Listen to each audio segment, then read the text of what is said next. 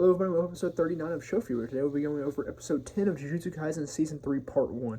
Now, episode 10 was phenomenal, so I'll just kind of start off with the story. So, first, we kind of start off where we left, where Reggie and Remy are kind of confronting Megumi, and they kind of discuss about the bomb that Kenchaku plans to eventually drop on the Culling Games. That's kind of a brief preface, and then we actually get into the fighting and the action. So, we see as a man, he's just kind of a random henchman. He's not even named in the episode. He ends up coming in, and him and Remy and Reggie are kind of trying to kill Megumi, and we see him fighting around, and then eventually Megumi ends up with Remy alone, and he's like talking with Remy because Remy realizes that due to the brief conversation beforehand, that Reggie was kind of just using her and would eventually have killed her, and once her use had concluded, and so she kind of talking with Megumi. She stabs him in the back with her little scorpion hair thing, and she's like, tell me that you'll protect me, that I'll be your princess and all that weird stuff.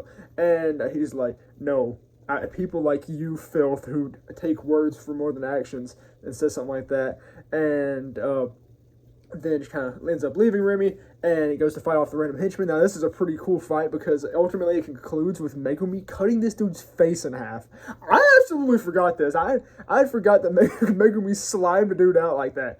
But yeah, so closer into the fight, we recognize some exploding stuff, and Megumi's actually hit with an explosion later on. This is from Hazanoki, who is a curse user who can turn his body parts into bombs. So he uses like eyes, teeth, predominantly teeth, and all that good stuff. Kind of like Mr. 5 from One Piece. But yeah, so we see this, and eventually he ends up getting in a position where he's going to go 2v1 against Hazanoki and Reggie. Now, just a brief preface, Reggie's power is to recreate previous contracts. So he predominantly uses receipts to produce items. He materializes old contracts. So like, he has a receipt for an apple. He used that receipt, bam, uses his curse technique, he has an apple. Say he bought a truck, finds the receipt, turns it into a truck. Has the receipt, he materialize a truck out of nowhere. And so he's in this 2v1 position, and then out of nowhere comes in Fumihiko Takaba. I love Takaba. Takaba is so goated. Like, he's supposed to be a bad comedian, but still, bro had me laughing like the entirety of the episode. But we see him just kind of give us introducing. He's a 35-year-old failed comedian. We don't actually get the background yet, but we learn the background later on. And, failing comedian. And he has his goated get up, who we got from like a hero on TV. And we just see as he displays his immense power, because he's like, all right, yeah, 2v1 isn't fair, so he comes in and he helps Megumi with this now 2v2.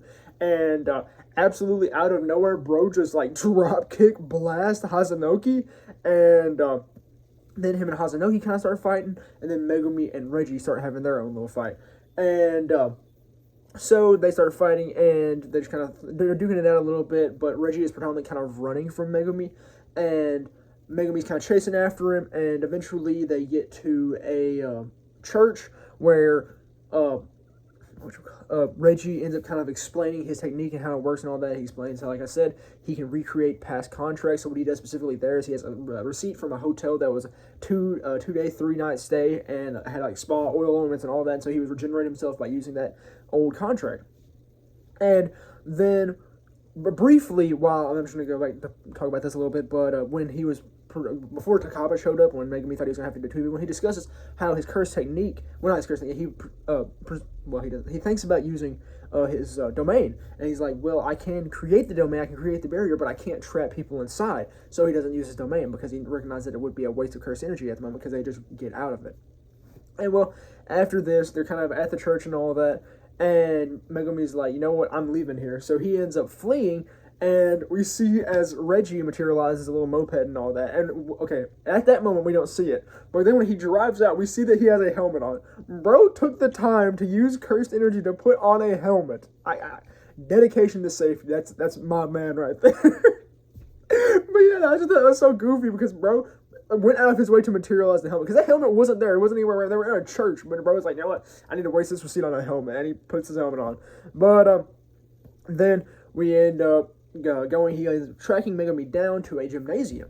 Now, honestly, this makes me so mad that Megumi got the fraud treatment and status that he did with Modulo, because literally, I remember this from the manga. This is one of the scenes I distinctly remember from the manga, because I was like, that is so smart. Like, this made me love Megumi.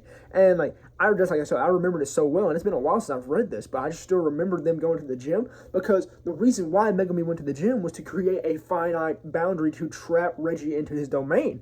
And then he uses what is it? It's called Chimera something garden. And that was so smart. I was like, phenomenal thinking, because Megumi, like, he knew the limitations of his barrier, of his domain, and you know what? He found a way to negate that. Like, that shows insane battle IQ.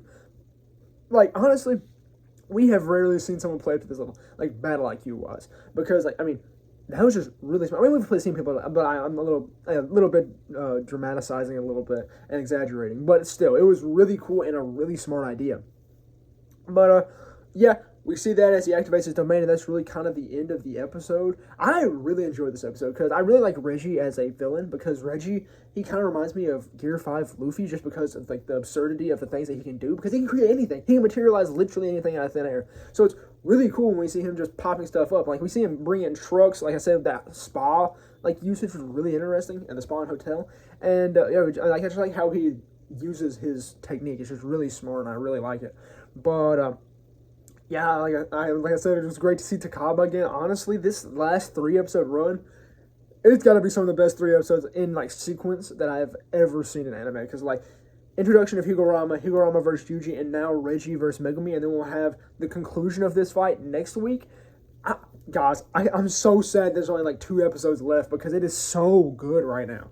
Like, Season 3 of Jujutsu Kaisen has to be one of the most, like, solid seasons of anime I've ever watched, because it's just banger after banger after banger after banger after banger. Like, it's insane, but it's so good. I applaud MAPPA fully, because they did a wondrous job at animating. It's just phenomenal. I mean, that's all I really have to say about episode 10 of Jujutsu Kaisen Season 3 Part 1. So, thank you very much for watching. That's all I have for Shelf Review, episode 39.